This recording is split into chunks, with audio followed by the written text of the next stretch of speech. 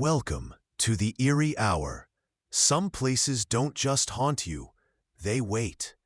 They sit patient in the quiet corners of the world you thought you knew, gathering dust and secrets until you finally, perhaps inevitably, stumble upon them.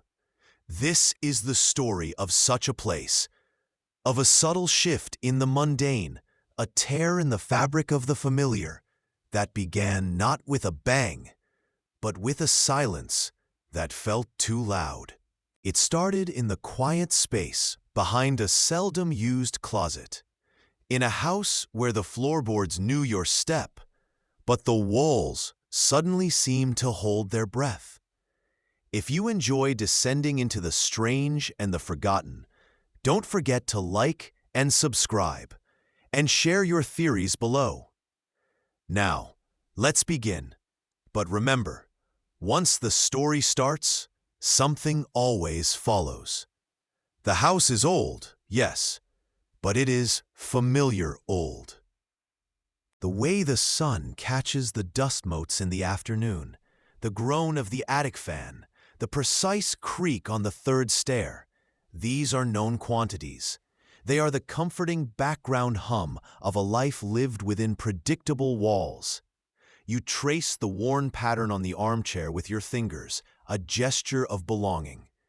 But then there is the disruption, a stillness behind the linen closet in the back hall. You were reaching for a forgotten box, pushing aside moth-eaten blankets, when your hand didn't meet the solid wood of the back wall. Instead, it found empty air, and beyond it, something smooth, cool, and undeniably wrong. It is a door. Not just a door, but a door here, where no door has ever been, where architecture dictates there should only be studs and plaster. It is narrow, perhaps 2 feet wide, and disproportionately tall, reaching almost to the ceiling. The wood is dark, unmarked by hinges or handle, utterly seamless with the surrounding wall in every way but its presence. The air around it is different, thick and still, carrying a scent that is intensely familiar, yet alien in its concentration. The smell of old, dry dust. Not the gentle, sunlit dust of the living room, but the profound, forgotten dust of ages, undisturbed and suffocating. Curiosity tugs, a simple thread of interest, but it tightens quickly into something else, a knot of unease settling low in your stomach. The light here seems weaker, the shadows deeper, as if the air itself is holding back the brightness. You reach out, your fingers hovering inches from the cool, dark wood. It feels solid, real, and yet impossible. How long has it been here? How could you have missed it? The mundane shifts, warps, and the crack in the familiar widens, revealing not just a physical anomaly, but a growing void of psychological uncertainty.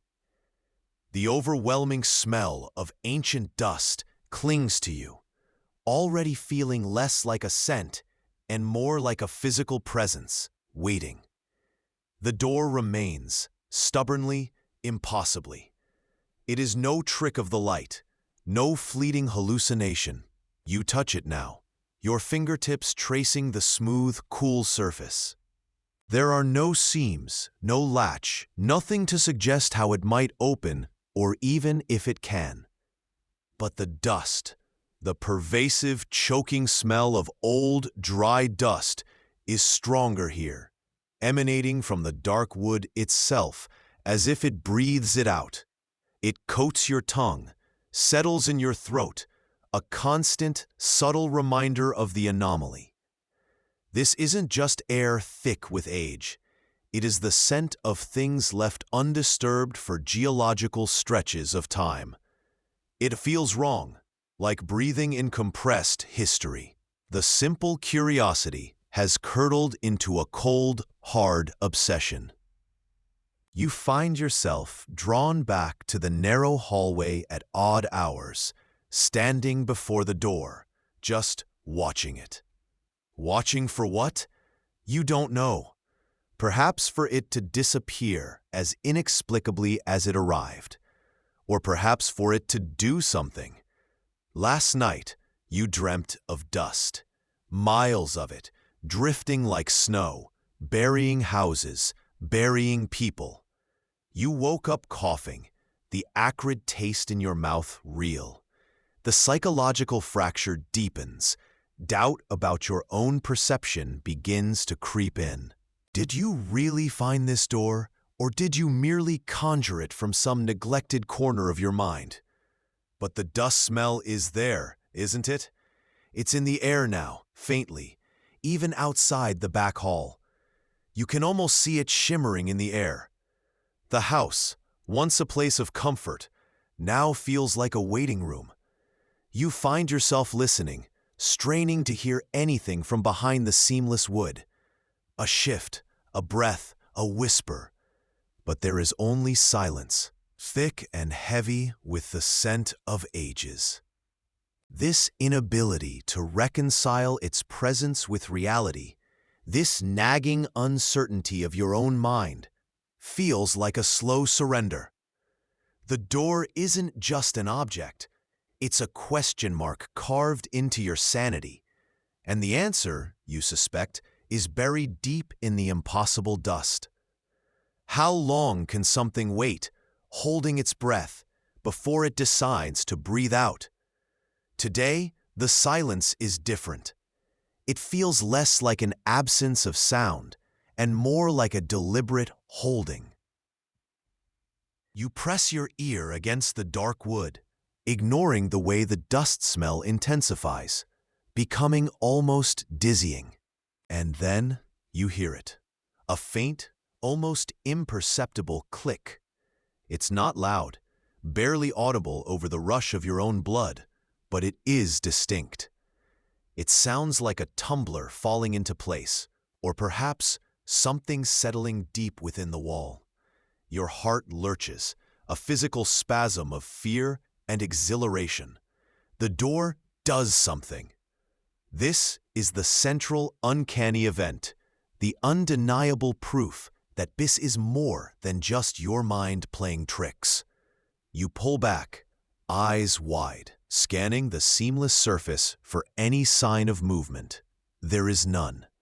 But the dust motif has shifted again. It's not just a smell now. It feels heavier, almost viscous in the air around the door. You can almost feel its weight on your skin. The psychological fracture twists into profound disorientation. Time seems to warp near the door. You come here in the morning, stand before it, and when you look at your watch, hours have passed that you cannot account for. Amnesia, brief but terrifying. A blank space in your day, filled only by the silent, waiting presence of the door. The atmospheric detail today is the texture of the air near the wood. It feels dry, yes, but also somehow rough, like fine grit against your lungs with every breath. It is as though the dust itself is becoming part of the atmosphere, part of you. You step back, the disorientation making the familiar hallway seem alien. The door waits, silent again, having given just enough to shatter your grip on reality, but not enough to offer understanding. Is the sound a key turning or a trap closing? The door is slightly ajar. Just a sliver of darkness visible where before there was only seamless wood. You didn't open it. You weren't even in the hall. You came back because the dust smell had intensified throughout the house, growing oppressive, cloying, like breathing in powdered history. And there it is, the dark crack, barely wide enough to insert a finger, but undeniable. This is the core uncanny event for this section, the physical manifestation of the boundary yielding. You approach slowly, a tremor running through your limbs. The dust motif is now overwhelming here. You can see it, swirling faintly in the stagnant air near the opening, catching the weak light like microscopic, malevolent stars. It's no longer just a smell. It has a visual presence, an unsettling movement of its own. You peer into the crack. It's absolute blackness inside, a void that seems to drink the light. No hallway, no room, just an infinite, lightless expanse. But you can hear something now, a soft, rhythmic sound from within the blackness, like slow, dry breathing. Or perhaps the gentle sifting of sand. The psychological fracture deepens into true, chilling delusion. You start to see shapes in the dust motes dancing in the air, fleeting forms that dissolve when you focus. The house feels wrong. The familiar spaces pressing in on you, no longer protective, but confining. The ambient detail is the sound from within, that slow, dry, sifting sound that feels ancient and patient. It is the sound of waiting made audible. You stand there, frozen, unable to open the door further, unable to close it. It feels less like you are looking into something and more like something is looking out from the depthless dark. Does the darkness beckon, or does it merely observe? The door is wider now, pushed open by an unseen force while you slept, or perhaps while you were lost in one of the lengthening gaps of time. It hangs silent, heavy, revealing a space that is not a room, but a state of being. The darkness within is profound, but as your eyes adjust, you see that it is not empty. There are shapes within, vague forms that seem to writhe and shift in the impenetrable black. This is the central uncanny event, the unsettling reveal that the space behind the door is not merely a passage, but something else. The dust motif is no longer just a smell or a visual swirl. It is everywhere.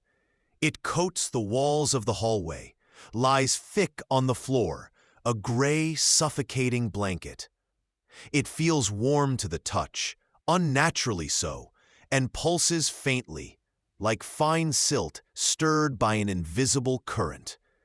You take a step closer to the open doorway, compelled by a horrifying fascination that has entirely consumed your initial unease.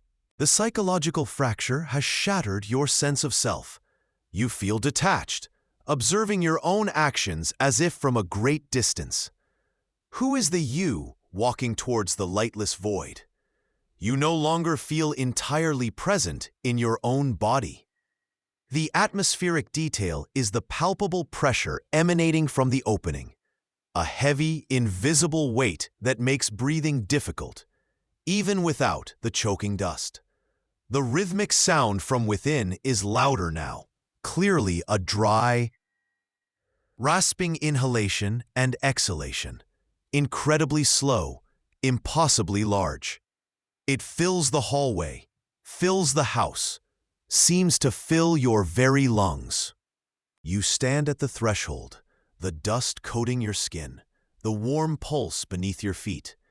The shapes within the dark writhe, and you have the distinct, terrifying impression that they are not just shapes, but fragments of countless somethings waiting to coalesce. Is this the edge of understanding, or merely the final step into oblivion? You are not in the hallway anymore. Not precisely. Or perhaps the hallway is different now. The boundary is porous. The house bleeding into the space behind the door, or vice versa. The darkness within the doorway is no longer just a void. It has texture, depth, and the shapes within are clearer, like figures sculpted from the dust itself, frozen in distorted postures. This is the central uncanny event, the merging of spaces, the intrusion of the other into the mundane. The dust motif is absolute now. It is not just on the surfaces. It is the surface, the floor, the walls, your own skin. Everything is coated, infused with the warm, pulsing grit. It feels like living tissue, ancient and slow. You look down at your hands. They are gray with dust, the lines of your palms obscured by the fine silt. The psychological fracture is complete. There is no longer a sense of you. There is only the dust, the breathing darkness, and the faint, sifting sounds. Identity has dissolved, replaced by an overwhelming sense of age and weight. The atmospheric detail is the feeling of the dust moving on you, a subtle, crawling sensation beneath your skin, as if it is trying to become a part of you, or make you a part of it. The shapes in the doorway shift, and one reaches out, a dusty, ill-defined limb. You do not recoil. You feel only a vast, weary acceptance. The house is gone. The hallway is gone, replaced by the endless, breathing dust. It feels less like an ending and more like a transition. Is this dissolution or translation? The breathing has stopped. The dust still lies thick, a gray shroud over everything. But the warmth is gone. The faint pulsing has ceased. The doorway, if it is still a doorway, is indistinguishable from the wall, or perhaps the wall is indistinguishable from the doorway. It is all one substance now, coated in the profound, silent dust. The overwhelming presence has receded, leaving behind only an immense quiet and the physical residue of its stay. You are back, or what is left of you is back, standing in the familiar hallway, but the familiarity is fractured, seen through a veil of grit. The aftermath is not one of escape, but of residue. The dust is everywhere. It drifts from the ceiling, accumulates in corners, settles on your tongue no matter how hard you cough. It is not just house dust. It is the profound, ancient dust from the place beyond the door.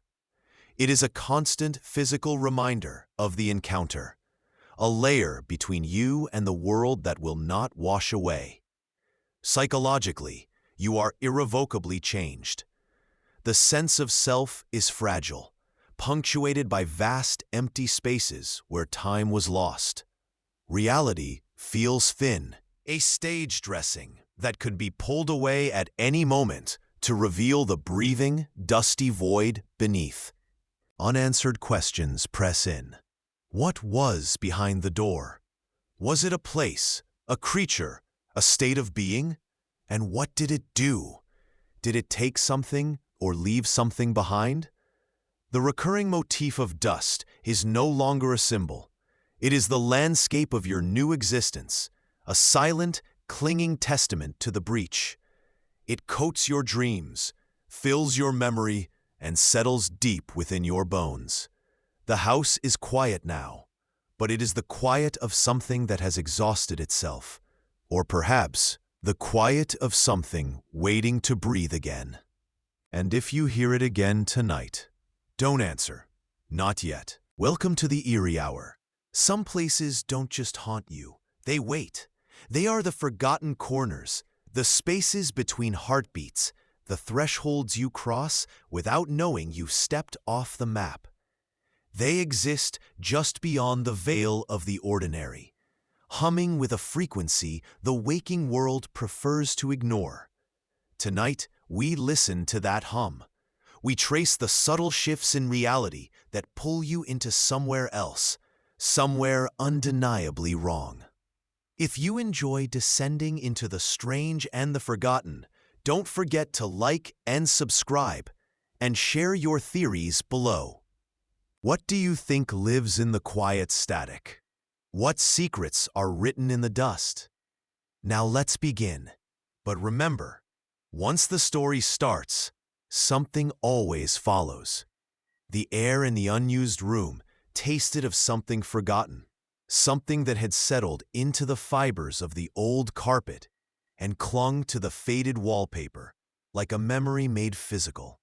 You had only meant to explore, to satisfy that idle curiosity about the space behind the blocked-off door, the one tucked away at the back of the derelict building no one ever entered. There was no door, not really, just a section of wall that looked softer than the rest, warped, maybe, or shimmering, just at the edge of perception.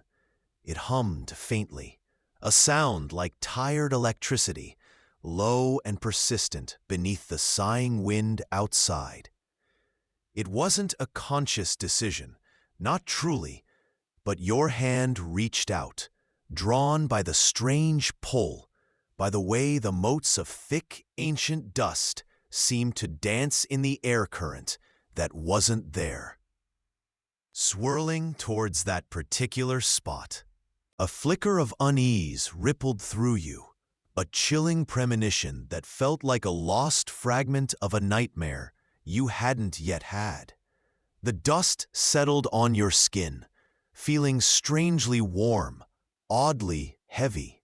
It clung to your fingertips when you touched the wall, pulling at your senses, whispering of places that shouldn't be. The shimmering intensified then, the wall dissolving not into empty space, but into a blinding wash of color and sound, like stepping into the heart of a sun made of cotton and static. It wasn't a hole, it wasn't a doorway, it was simply through. And just like that, the forgotten room, the taste of decay, the quiet hum, they were gone, replaced by something else entirely. You feel a sudden, jarring disconnect from the you that was just there, a subtle fracture in the simple truth of self, like a key turned in a lock you didn't know you had. The shimmering coalesced behind you, not solidifying back into a wall, but fading like a forgotten thought, leaving no trace, no seam, no way back to the familiar quiet of the derelict place. It was gone before you could fully process its absence, and you were simply here. Stepping through the anomalous entrance was not like entering a new room. It was like being born into a new reality, one that pressed in on you from all sides, with the weight of 1,000 atmospheres. The air here was thick, not with moisture, but with a palpable sense of presence and something else, something fine and particulate. It immediately registered as the dust, but it wasn't just on surfaces. It was the air itself, yellowed and thick, catching the oppressive glare of the infinite, buzzing yellow light that seemed to emanate from everywhere and nowhere.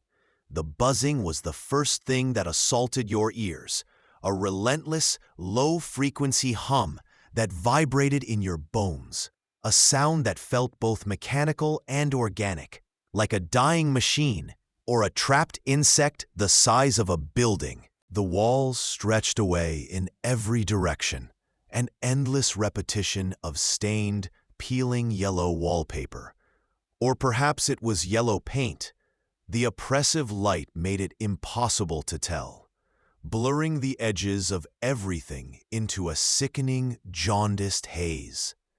Your hand instinctively reached out, touching the surface, expecting paint or plaster, but it felt soft, like damp velvet, or maybe something worse, something yielding just slightly beneath your fingertips. The texture was subtly wrong, triggering a deep primal revulsion that had nothing to do with cleanliness, and everything to do with the uncanny valley of materials.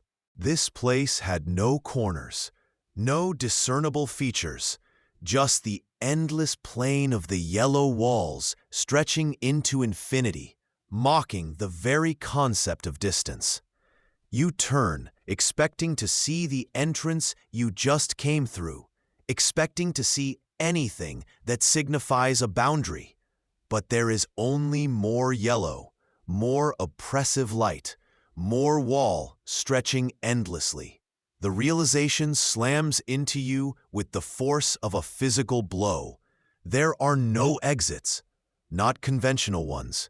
Not here. Panic tries to claw its way up your throat, but the buzzing seems to suppress it, dulling the edges of your fear, replacing it with a profound disorientation. The space doesn't behave as it should. A moment ago, that stretch of corridor seemed to go straight. Now, it feels like it curves inwards, impossible geometry, bending your perception, making your stomach churn.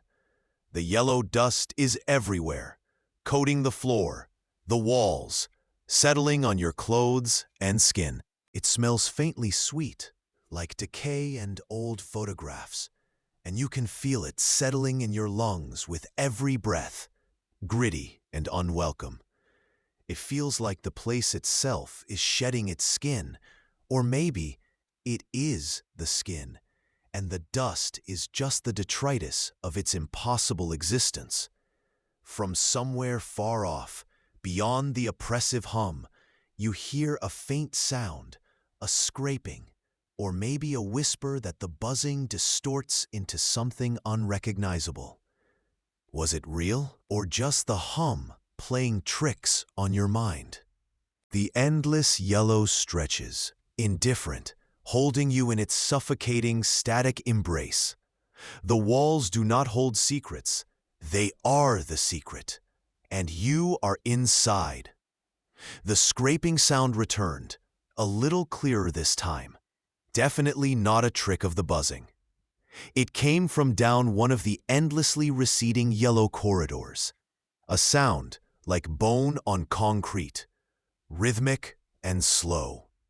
You hesitated, pulled between the instinct to flee and the morbid curiosity that this sound represented the first sign of anything else in this impossible, infinite space.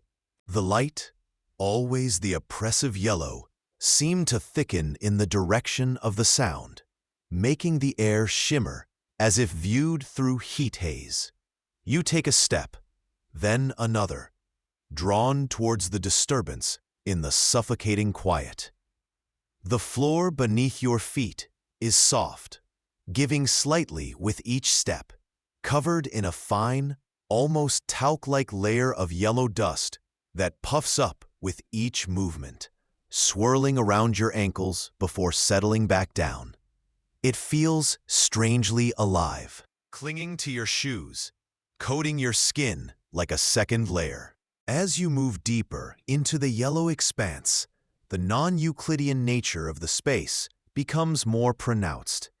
Corridors that should be straight subtly bend, walls seem to lean inwards, and when you glance back, the path you just traveled looks different, subtly altered, as if the space is rearranging itself behind you, sealing off potential retreats. This constant, impossible shift in reality is starting to fray the edges of your mind, twisting your sense of direction, making it difficult to trust your own eyes. A moment of deep, chilling psychological fracture settles in. You can't remember how long you've been here. Hours? Days? The concept of time feels as meaningless as the concept of distance. Were you chasing that sound when you first arrived, or has it only just begun? The dust motif is everywhere, in the air, on the surfaces, settling in your thoughts. You catch a glimpse of something in the corner of your eye, a shape in the dust on the floor, briefly, before it smears away as you turn. It looked like a faint footprint, but too large, or maybe too many merged together. A vivid atmospheric detail assaults you then. The smell of ozone, sharp and chemical, mingling with the sweet decay of the dust, as if something electrical and wrong is moving just beyond the yellow walls. The scraping stops abruptly, plunging the air back into the sole domain of the relentless hum. You stand in the infinite yellow, the dust swirling around you, The silence where the scraping was feeling heavier than the sound itself. Every path leads deeper, but none lead back. And you are starting to suspect that the silence knows your name. The cessation of the scraping was more unnerving than the sound itself. The oppressive yellow light seemed to pulse subtly with the renewed dominance of the hum, casting shifting, indistinct shadows that danced just outside your direct line of sight. You stand frozen for a moment, listening, waiting for the sound to return, or for something else to appear in the vast, empty expanse. But there is only the hum and the visual distortion that makes the walls seem to breathe. You force yourself to move again, walking deeper into the impossible maze, driven by a desperate need to find something, even if that something is the source of the scraping. The yellow dust is now not just on the surfaces, but feels integrated into the very fabric of the place. You notice that where the light is most intense, the dust seems to hang in the air like liquid gold, defying gravity, swirling in impossible patterns that suggest a hidden current, or perhaps a tension. The constant, subtle shifting of the corridors is becoming overwhelming, leading to a moment of profound psychological fracture. You round a bend that you are certain you just passed moments ago, seeing the same faded patch on the wallpaper, the same slight imperfection in the soft floor.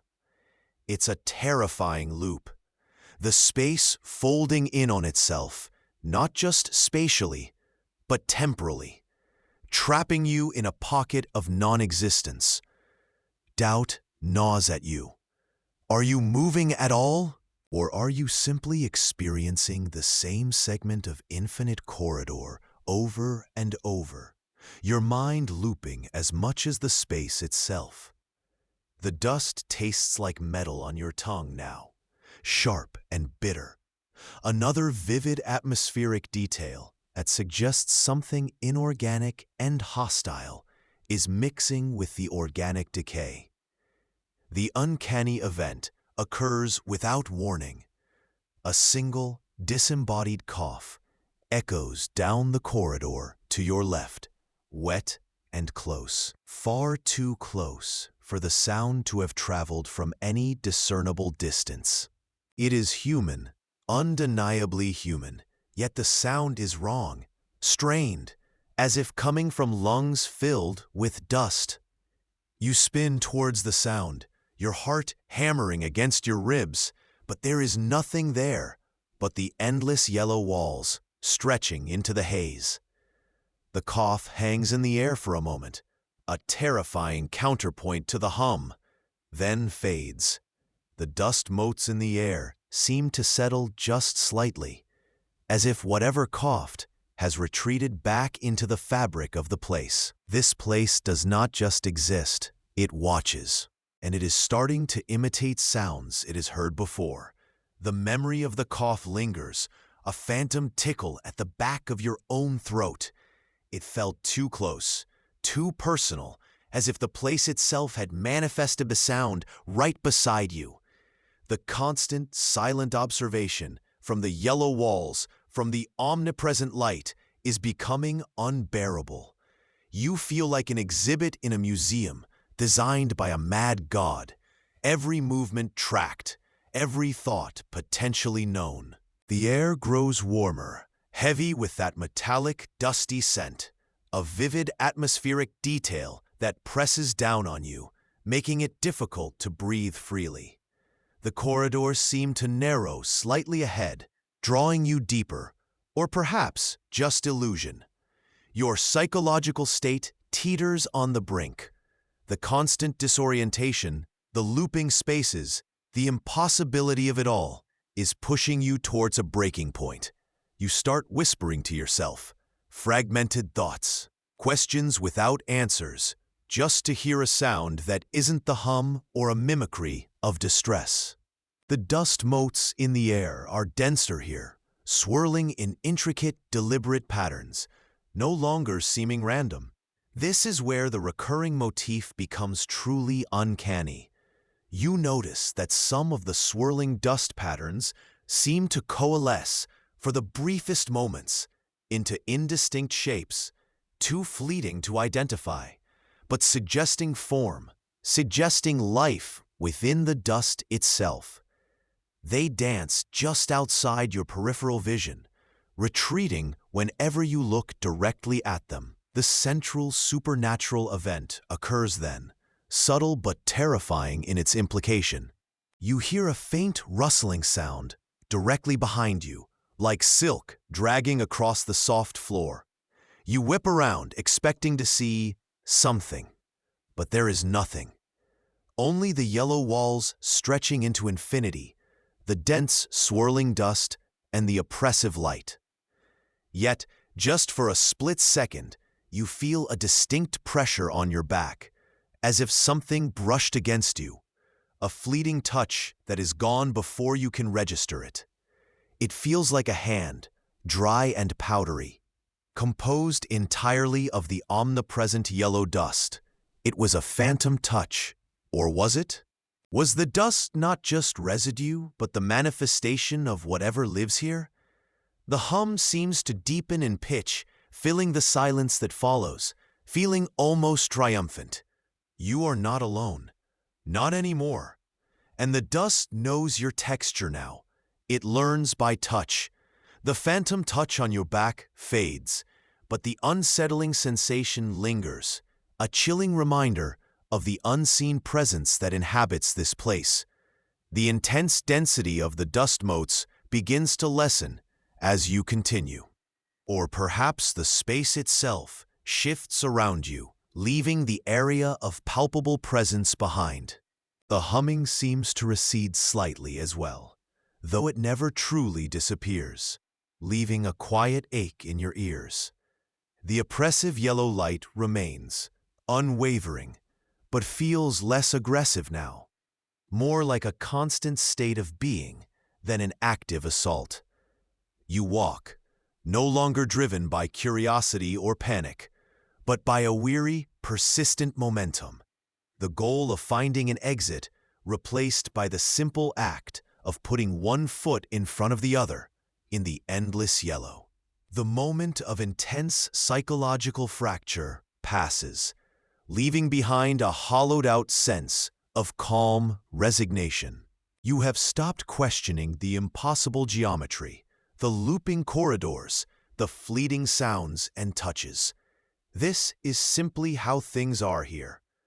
The dust settles back into a thinner layer on the floor and walls, no longer swirling in deliberate patterns, but it is everywhere, coating everything, an inherent part of the environment.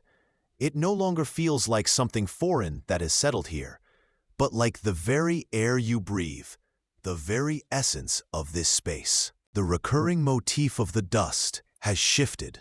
It is no longer just an environmental detail or a potential threat, but a fundamental aspect of your reality here, inescapable, integral. It is on your clothes, in your hair, probably in your lungs and blood by now. You are becoming part of the dust, or the dust is becoming part of you. You pause, listening intently in the relative quiet that has settled, searching for the sounds of scraping, coughing, or movement. There is nothing but the hum, low and constant, but you feel it now, deep inside you, a faint vibration that wasn't there before. A residual echo of the hum? Or something else that settled inside when the dust touched you? You look down at your hands, coated in the fine yellow powder, and wonder if it can be washed off, or if it is now a part of your skin, a permanent stain. The unanswered questions hang in the yellow air like the lingering dust motes. What is this place? What are the sounds? What did you feel? You find a quiet corner. as quiet as any corner can be in an infinite space. And rest, the soft floor yielding beneath you.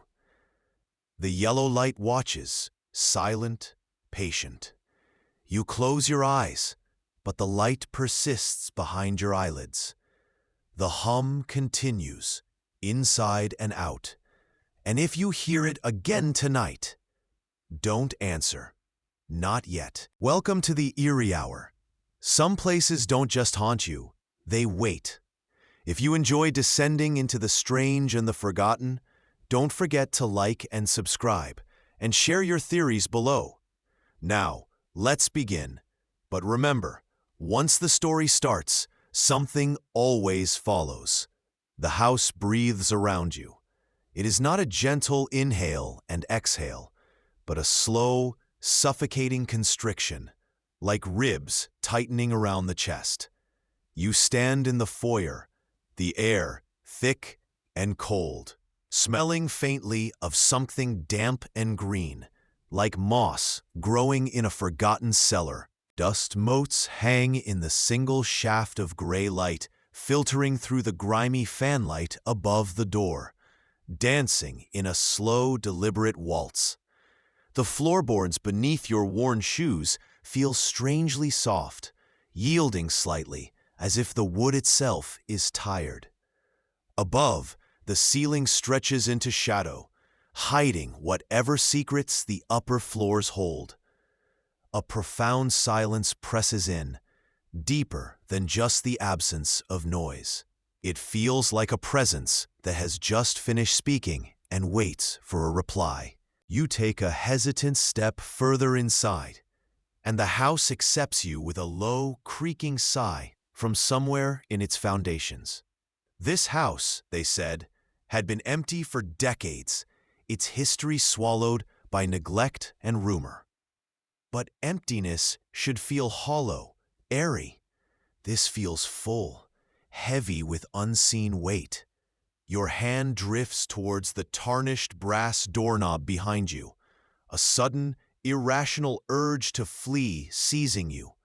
But the knob feels slick, cold, and strangely unwilling to turn. It seems sealed, not by a lock, but by the house itself. The air here is different, thinner, carrying a faint, high-pitched whine that just touches the edge of hearing. Is it the wind outside, or something else resonating within these walls? You listen intently, straining to identify the sound, but it fades, replaced by the heavy, waiting silence once more. A chill, not of temperature, but of sheer dread, crawls up your spine. You are not alone in this place. The silence answers you, thick and deep. The air is not just thick now, it feels viscous, clinging to your skin, pulling at your clothes as you move down the long, silent hall. The corridor is lined with doors, identical in their dark, heavy wood and tarnished brass handles, spaced at unnervingly precise intervals. Each one is closed, a silent sentinel guarding what lies beyond. The uniform pattern should be monotonous, but it creates a growing tension, the knowledge that behind any one of these identical facades, something could be different. You walk slowly, your footsteps absorbed by the strange, soft floorboards. The faint, high-pitched whine returns, seeming to emanate from the walls themselves, a low thrum that vibrates in your teeth. It's subtle, insidious, burrowing into your skull. You stop before one of the doors, compelled by a curiosity that feels alien, planted there by the house. Reaching out, your fingers brush the cold, pitted brass handle. It does not feel like metal. It feels organic, slightly yielding, like bone or old, calcified wood. A wave of nausea washes over you, sudden and intense, making the corridor waver at the edges of your vision. You pull your hand back quickly, wiping it on your trousers, but the phantom sensation lingers, a lingering coldness on your fingertips. This visceral reaction, This profound physical revulsion is not just fear. It feels like a rejection, as if the house is telling you this touch is forbidden. Wrong. You look down the corridor, and for a brief, dizzying moment, the perspective shifts. The doors seem to stretch infinitely, receding into a gray, hazy distance. And the end of the hall you thought was just 50 feet away is suddenly miles off, unreachable. The world tilts. You press a hand to your forehead, trying to clear the sudden disorientation. When you look again, the hall is its original length, yet the feeling of impossible distance remains, a chilling echo in the mind. Where did that feeling come from? Was it a trick of the light? Or did the house show you its true nature for a fleeting second? The uncanny silence deepens, waiting for the answer you don't have. The corridors stretch on, identical section after identical section, turning corners that lead only to more of the same. The pattern of the wallpaper, a faded, indistinct floral design, repeats endlessly, like a broken loop. The floorboards are still soft, absorbing sound, and the air remains heavy, unchanging in its stale temperature and the pervasive scent of dust. Days blur into one long, monotonous gray. You walk and you walk, measuring time not by the sun or a clock, but by the number of corners turned, the number of identical doors passed. Yet, even this measurement feels unreliable. Have you turned 50 corners or 500? The oppressive uniformity is no longer just architecture. It is the primary antagonist, a force designed to wear down the mind. Despair settles in, heavy and gray as the light filtering through distant, unseen windows.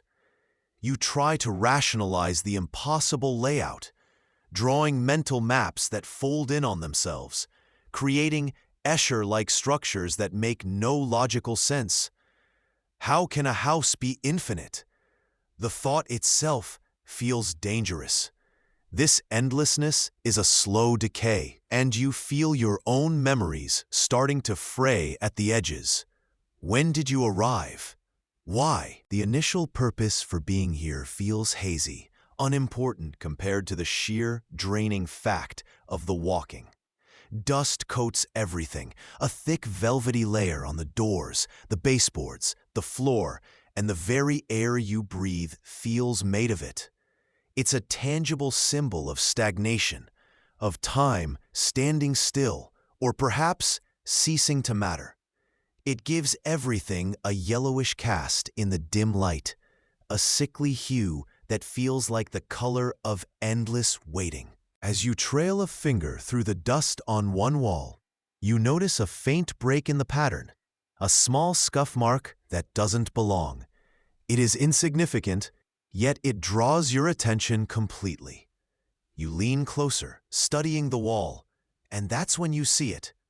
Scratched into the dusty surface, barely visible, a single, crude symbol, perhaps a lopsided circle with a line through it. It is too deliberate to be random. It is a trace of past presence, a sign that someone else was here, trapped, trying to leave a mark against the uniformity. And as your eyes focus on the symbol, the relentless hum in the walls shifts, subtly changing pitch, and you hear it, a faint, dragging sound from somewhere further down the corridor, like something being pulled slowly across the soft floor. The mark does not prove you are not alone. It proves the walls remember. The dragging sound fades, or perhaps your mind simply edits it out, unable to process another anomaly on top of the discovered mark.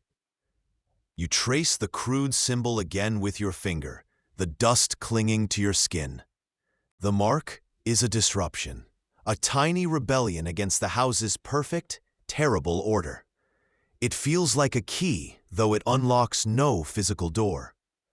It unlocks a chilling possibility that the endless corridors are not just a place of getting lost, but a place where things stay lost. You continue your walk, the rhythm of your steps, a desperate counterpoint to the silent pull of stagnation. The dust feels heavier now, coating your tongue, making your breath rasp. The yellow tint of the air seems deeper, more sickly, as if the entire structure is jaundiced. The thought surfaces, unbidden. Am I turning yellow too? You glance at your hands, half expecting to see the color staining your skin. The fear is no longer just about being trapped. It is about being absorbed, becoming another layer of dust in this infinite tomb. The repeating pattern of the wallpaper starts to feel less like a design and more like a code, or perhaps a binding spell. You find yourself staring at it, trying to decipher meaning in the swirls and faded flowers, convinced that the secret to escape, or at least understanding, is hidden within its relentless repetition. This obsession, this frantic search for pattern and meaning in the meaningless, feels like a new phase of the mental unraveling. Time has lost all form. Moments stretch into hours. Hours collapse into moments. You could have been looking at that symbol for minutes, or maybe for an hour, or a day. The confusion is complete now. The past is a haze, the future non-existent. There is only the eternal present of the corridor. As you turn another corner, you see it. Not a door this time, but a dark, narrow alcove set into the wall. Something you hadn't noticed before in the long sequence of identical spaces. It breaks the pattern more profoundly than the scribble. Within the alcove, obscured by shadow and a deeper layer of dust, sits something small and indistinct. It doesn't belong. It feels like a deliberate placement, a waiting object in a place of constant motion. What could possibly exist, truly exist, in this place outside of the dust and the endless halls? Approaching the alcove feels like breaking a fundamental rule of the house. The air grows colder, the subtle hum of the walls seeming to sharpen into a low, guttural note. Inside the small, dust-choked recess, nestled on a layer of particularly thick, yellowed grime, rests a doll. It is old and porcelain, its painted eyes wide and staring upwards. One leg is missing, and its fabric dress is faded and torn, the color indeterminate beneath the heavy dust. It is not placed casually. It is positioned deliberately, almost reverently, as if on a tiny makeshift altar. This object, so out of place, so personal, is profoundly disturbing. It speaks of human hands, of loss, of abandonment, of a child perhaps, once trapped here. A wave of profound sadness mixes with the fear, a chilling empathy for whoever left this small, broken effigy behind. You reach out, your hand trembling, drawn by an irresistible pull. Your fingers brush the doll's cold, dusty face. The porcelain feels unnaturally smooth despite the grit. And as you touch it, you hear the sound again, clearer this time. A faint, choked whisper, right beside your ear. It is unintelligible, like wind through dry leaves, but the implication is clear. You are not alone. The sound feels connected to the doll, as if touching it woke something up. You snatch your hand back, heart hammering against your ribs. The doll stares with its painted eyes, passive and silent, yet radiating a palpable sense of tragedy and lingering presence. The whispering stops, but the cold spot beside your ear remains. You look back down the corridor you came from, and for a sickening second, the long line of doors seems infinitesimally shorter than it was moments ago. as if the house has shifted, contracting around the alcove. The walls feel closer, the air even heavier. The endlessness hasn't gone, but it feels different now. More claustrophobic, as if the infinite has somehow folded in on itself. This doll, this single fragile object, disrupts the horror of endless space with the horror of intimate, personal loss. It is a silent question.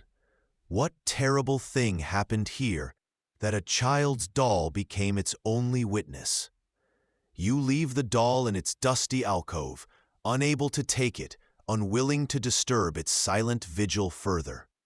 The corridor stretches ahead once more, the pattern of doors and wallpaper resuming its relentless rhythm. But the illusion of uniformity is shattered.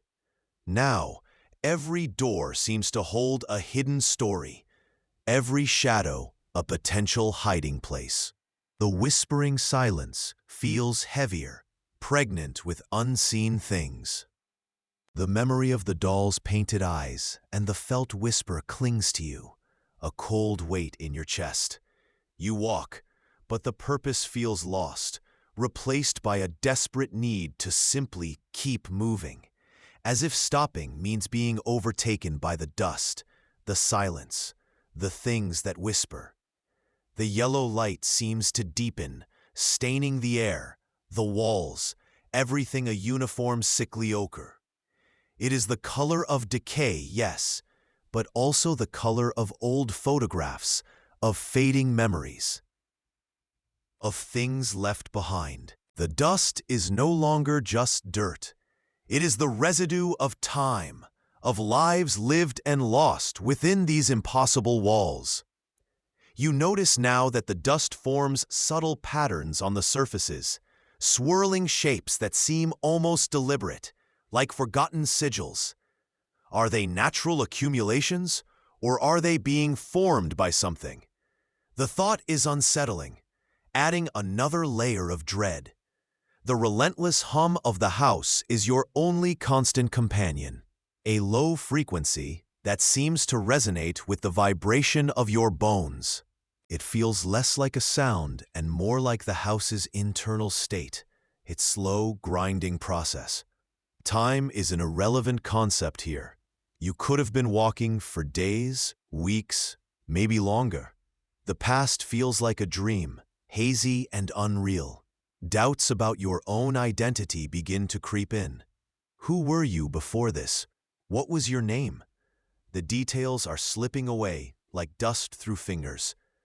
The recurring motif of the whispered sounds returns, clearer this time. Not just a suggestion, but fragmented syllables carried on the stale air. They are too faint to make out words, but they are definitely voices, multiple voices, overlapping, distressed. They seem to come from everywhere and nowhere at once, echoing down the infinite corridors. They are not calling to you. They are simply there, trapped, like you.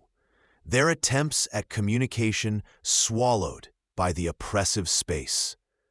You stop walking, straining to hear, convinced that if you could just piece together a single word, you might understand. But the voices remain just beyond comprehension, a chorus of the lost. Are they ghosts, echoes, or simply the sound of the house digesting its inhabitants? The silence answers, but not in words. And if you hear it again tonight, don't answer. Not yet. The air grows thick, heavy with the scent of old paper and something metallic, like rust or blood. You press a hand against the wall beside you, seeking solidity, but the texture feels subtly wrong. Not the rough plaster it was moments ago, but something smoother, colder, like aged ceramic. When you look again, the doorway you just passed through seems further away, smaller, as if the corridor has stretched itself out like drying taffy. It happens without noise, without fanfare, just a quiet rearrangement of space that makes your stomach clench with a sickening lurch. The hum persists, no longer a steady drone but a pulsating thrum that seems to vibrate not just in the air, but in the very marrow of your bones. It rises and falls, a low guttural growl that mimics the panicked beating of your own heart. It feels less like a sound and more like a presence, a pressure against your thoughts, urging a madness you try desperately to resist. The yellowing dust that coats every surface now seems to move with this rhythm, gathering in corners, drifting in impossible currents, occasionally catching a non-existent light to pulse with a faint, sickly glow. This is not just a house. It is a thing that breathes, that thinks, that perhaps is playing a game. Your own mind begins to turn against you. Did the wall really shift? A voice whispers behind your eyes. Or are you finally cracking? Is this the delusion you always feared, manifesting in the empty spaces? Doubt bleeds into everything, staining perception until you can no longer trust the evidence of your own eyes. You see shadows lengthen and contract against the walls, detach themselves from corners like ink blots spreading on wet paper. At the end of the corridor, as it seems to stretch infinitely away, a flicker of movement, too fast, too low to the ground to be human, vanishes around a bend that wasn't there a moment ago. A key, dull and brass, lies on a floorboard you are certain was bare before, reflecting nothing but a distorted smudge of yellow light. Do you pick it up? What door could it possibly open in a place where the doors themselves are lies? You hesitate, breath catching, trapped between the undeniable reality of what you see and the terrifying possibility that the breakdown is entirely internal. Is the space altering, or is it simply reflecting the fracturing chaos within you? The thought itself is another turn of the screw, pulling you deeper into the place where walls whisper secrets only the unhinged can hear. The air thickens, not just with the ubiquitous dust, but with something else, a scent like burnt sugar and old rain. You press forward, steps growing heavy, not just from exhaustion, but from the increasing pressure on your thoughts, like hands pressing against the inside of your skull. It's not a physical wall you've hit. It's a membrane, permeable only to the past. Then it begins. The yellow starts to writhe. Not literally, not at first. It's a visual distortion, a ripple across the surface of the walls, the floor, the air itself. And within the ripple, other images emerge. The faded floral pattern of wallpaper from a room you haven't seen in decades overlays the featureless yellow expanse. The worn wooden grain of a childhood table shimmers on the concrete beneath your feet. The labyrinth doesn't just exist around you.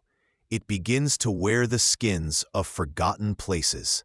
A whisper curls through the stillness, distorted but undeniably familiar. It's the cadence of a loved one, speaking words you can't quite parse, but the feeling behind them is heavy with disappointment, with accusation. You stop, straining to hear, but the sound disperses, swallowed by the suffocating silence that always answers.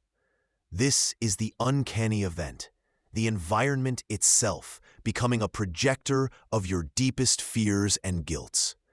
The yellow dust coating everything now isn't just visual.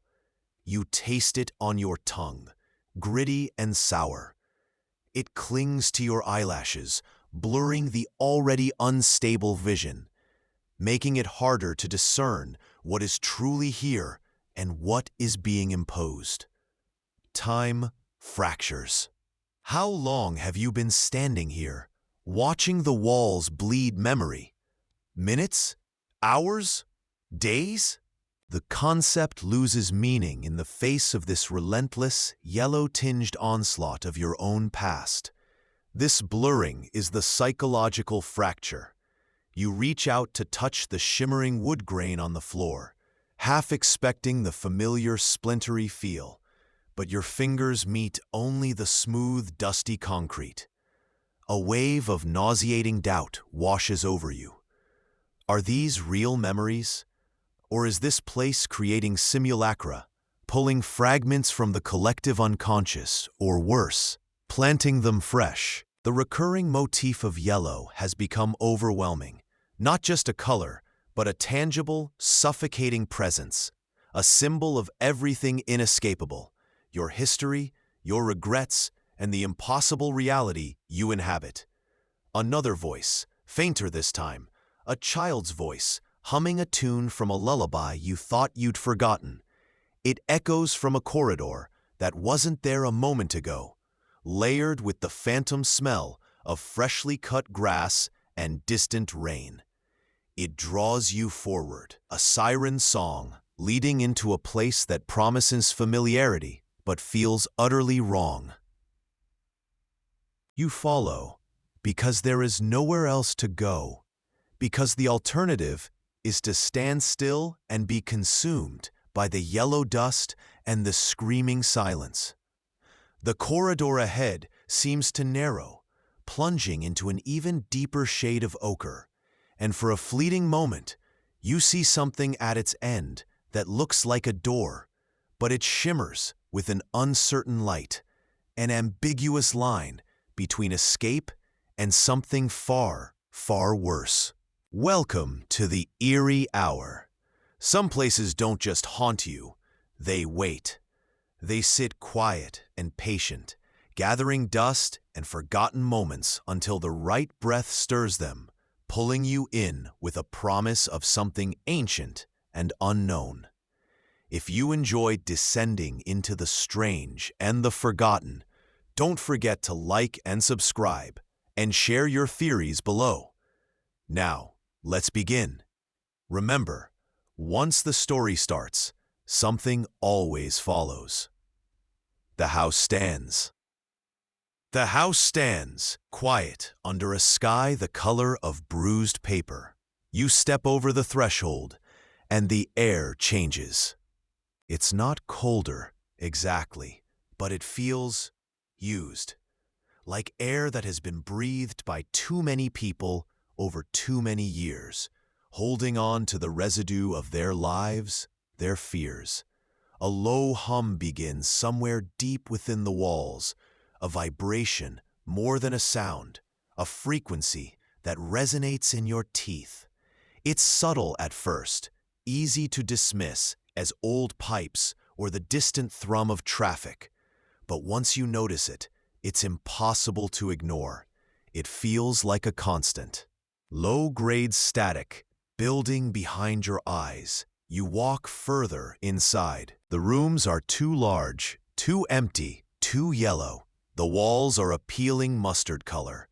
The floors are covered in a thin layer of fine, pale dust that lifts with every step, catching the strange, flat light that filters through the grimy windows. This dust isn't like normal house dust. It feels somehow synthetic, unnatural. As you move deeper, a door stands slightly ajar at the end of a long, yellowed hallway.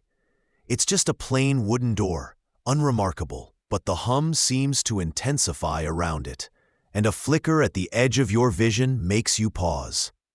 It looks like static, like the air shimmering for a fraction of a second. You blink, and it's gone. Just tiredness, you tell yourself. The house feels older than stone, weighted down by secrets it doesn't want to share. A cold knot tightens in your stomach, but curiosity, sharp and insistent, pulls you forward. You have to see what's through that door. The door doesn't open into another room you recognize. Instead, it's a space that stretches impossibly far, vast and echoing, yet somehow feeling enclosed. The air here is heavy, smelling faintly of ozone and something else, something chemical and clean, like industrial disinfectant mixed with the lingering sweetness of decay. The hum from the house is louder here, a low, persistent thrum that vibrates not just in your bones, but in the very air itself. It's joined now by a new element, visual static. It shimmers and pulses in the corners of the endless space, blurring the edges of perception. Like looking through a faulty screen, it coats surfaces like a fine, buzzing grit that you can almost feel on your skin. You reach out to touch a wall, expecting plaster or wood, but your fingertips meet a surface that feels like damp, worn carpet, strangely yielding and uniform. There are no seams, no breaks, just the endless, slightly greasy texture under your hand. A moment of pure, unadulterated fear floods you then, a cold wave that steals your breath and makes your heart hammer against your ribs. This isn't right. This isn't possible. You spin around, looking for the door you came through, but it seems to have vanished. There's only the wall, the floor, the ceiling, all the same oppressive yellow, all coated in the shimmering static. You tell yourself you're dreaming, that this is a sudden, terrifying hallucination. But the feel of the damp carpet under your hand is too real, the hum too constant. You are questioning everything you thought you knew about place and possibility. What if the house isn't empty, just crowded with things you can't see? And what if you've just stepped into the crowd? The feeling of being watched intensifies. It's not a singular gaze, but a pervasive awareness, like countless unseen eyes are tracking your movements through the oppressive yellow void. The static isn't just visual anymore. It has a sound now, a low hiss and crackle that layers over the constant hum, like distant radio interference searching for a signal. It seems to emanate from the walls themselves, or perhaps from the very air you breathe. You press your ear against the damp carpet wall, hoping to pinpoint the source, and instead, you hear whispers buried beneath the hiss, indistinct, murmuring voices that seem to curl around the edges of your hearing, just out of understanding. Panic begins to erode your resolve. You start walking, trying to find a boundary, a corner, anything that isn't this endless, uniform space. Hours pass, or maybe only minutes. Time here seems as fluid and uncertain as the air. The light never changes, remaining that same flat, hurting yellow. Your mind starts to play tricks. You see movement in the static, shapes that aren't there, fleeting forms that dissolve before you can focus on them. Doubt gnaws at you. Is this happening, or have you finally lost your grip? The thought is terrifying. A fissure opening in your perception of yourself. Are the walls holding something out, or holding something in? And are you on the inside or the outside of that boundary? The whisper static seems to mock your search, growing louder when you pause, quieter when you move, a constant, unsettling companion. A door appears.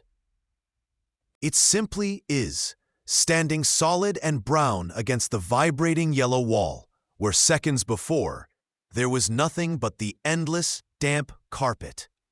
It's utterly mundane, a stark contrast to the surreal environment, and yet it radiates an aura of profound wrongness. This feels less like an exit and more like a trap. The hum intensifies sharply near it, and the static is thickest here, swirling like dust devils around the frame. Hesitantly, you reach for the doorknob.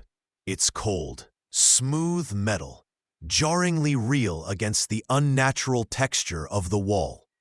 Your hand trembles as you turn it. The door creaks open, revealing not a different room, but more of the same endless yellow space. However, this section feels subtly different. The air is colder, carrying a faint metallic tang. And there, some distance away in the flat light, is something else, something dark and still.